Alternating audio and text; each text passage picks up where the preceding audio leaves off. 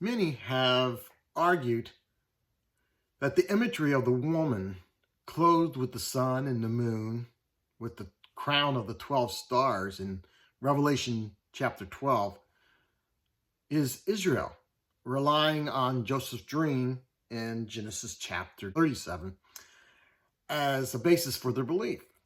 There are also those that say it is the Virgin Mary or even the church. However, a closer look at this woman who births the Messiah, as seen in verse 5 of chapter 12, quickly disqualifies the church. So is it Mary? Is it Israel? Or someone else? We'll attempt to find this answer by using the same methodology we've used up to this point.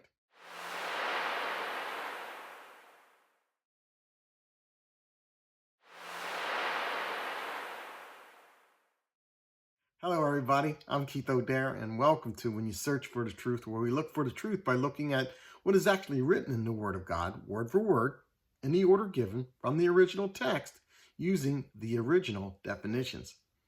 I hope you're enjoying this study of Revelation. All right, let's look at Revelation 12, verse 1, in the word for word. But, behold, the great sign in heaven, a woman clothed with the sun and the moon. Under her feet and upon her head, a crown of 12 stars. All right, right off the bat, the word but is a highly versatile word in our language, and it's no different here in Hebrew. On the heels of chapter 11, it gives us a pause in the action to remember how this whole thing got started. And that is exactly what chapter 12 is all about. It's like to say, wait a second, remember this?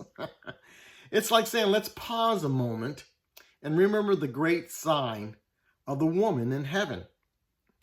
The Greek word here used is oreis, which means the vaulted expanse of the sky with all things that are visible in it. That is, the constellations. In Hebrew, it's called the Mazarath. It's referred to in Job chapter 38, verse 32, which is defined as the 12 signs of the zodiac, and there are 36 associated constellations. Now, there are some that argue that it's up to 80-something, which is not a problem. There's not a problem with that. But the most important ones are the 12. Now, as a disclaimer, the Mazzaroth is not modern astrology. Originally, the constellations, the Mazzaroth, was given to us as reminders of seasons and for signs. It tells us this in Genesis chapter 4, verse 14. The Mazzaroth gives us things to remind us of God's salvational plan. From the beginning, long before the birth of Yeshua, Jesus, the sign of the Virgin, Virgo, the woman in heaven, has represented the promised seed of the woman, the miraculous birth of the Redeemer. It is interpreted as the beginning of the divine story of redemption, focusing on purity, prophecy, and the coming of the Messiah. Historical records dating back before the Babylonian times show that Virgo is always meant to be a virgin. Okay, let's break down those symbols as we see them in verse 1, if that correlates to what we just said. The woman has always been symbolized as a suitable helper or creator of life, originator of life.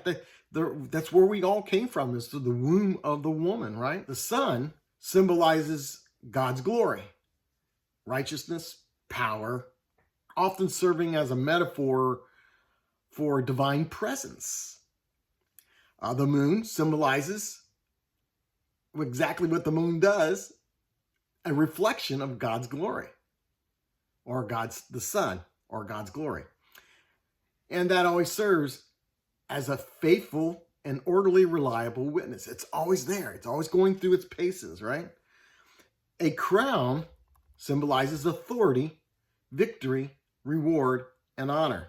Stars symbolize what we have seen before, the God's messengers with divine authority and guidance. These messengers are all of God's messengers, including angels, the prophets, yes, you and me. Notice there are two sets, one at her feet and one above her head, signifying the complete message through Israel and through the church, the disciples. So again, keep in mind of that as we go through this.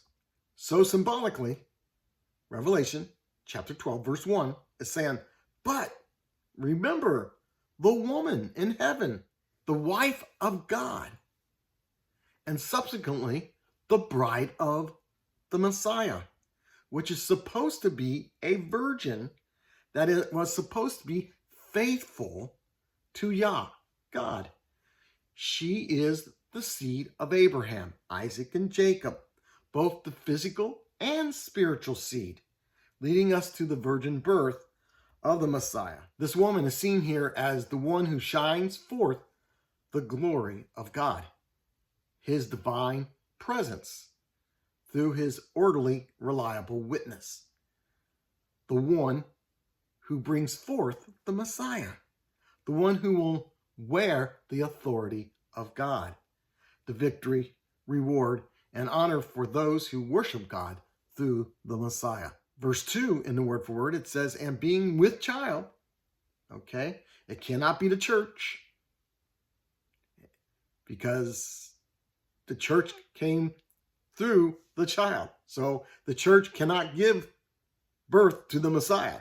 So again, as we said before, it automatically disqualifies the church. Anyway, verse 2 says, and being with child, crying, feeling the pain of birth, distressed to birth. So in verses 1 and 2, it gives us a generalized timeline and the insight that God's salvational plan has been from the beginning, and that the timeline takes us from the beginning to the birth of the Messiah. As a side note, the beginning was in the garden, where God told us that our victory over Satan and sin would be through the seed of the woman alone, otherwise a virgin. And again, we find this in Genesis chapter 3, verse 15. Well, that's an exciting start to chapter 12. I hope you're enjoying this. We get to another sign that we're supposed to look at in the next verse.